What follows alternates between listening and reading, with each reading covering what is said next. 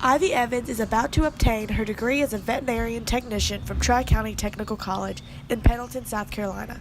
One of her favorite things to do while in the operating room is to perform spaying and neutering to male dogs.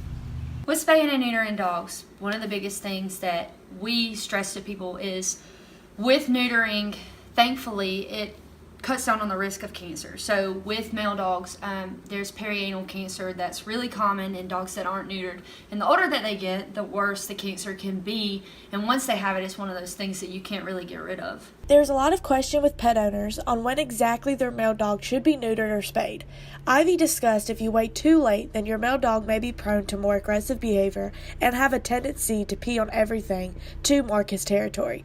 However, she had this advice for pet owners. What we usually recommend for spaying and neutering both is doing it as young as possible, but not too young. So we usually do it between 6 months and a year. And then, of course, depending on the breed of dog, if there's other problems that they're prone to, we'll usually wait until a year or two.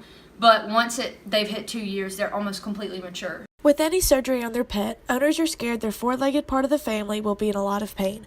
Ivy says she always reassures her patients' owners that the surgery has close to no complications. What we usually do is just knock them down with some anesthesia and then get them at a steady state where they're safe, and then the doctor will come in and just remove the testicles. Pretty simple, and it's a really small cut, and then we just sew them up and they're good to go. The only big concern that Ivy and her coworkers warn pet owners about is post-operation infection. Another big thing is aftercare. If the dog starts licking at their incision, that's always a huge risk, because if that incision opens back up, it's a perfect spot for infection to set in. And then once infection sets in, it's kind of like a whole process that you have to start over.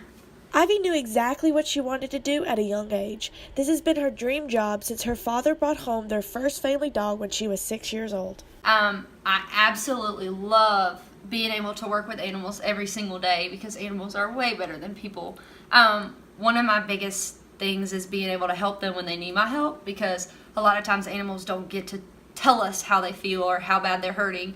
So being able to look at them and recognize that this animal's hurt or this animal needs help is a really cool superpower that I like to have. Ivy is beyond excited to graduate with an Associate's of Science degree in Vet Tech. She plans to move back to Travelers Rest, South Carolina to further her career in Greenville, South Carolina. From Pendleton, South Carolina, Mariah Fair, Clemson News Now.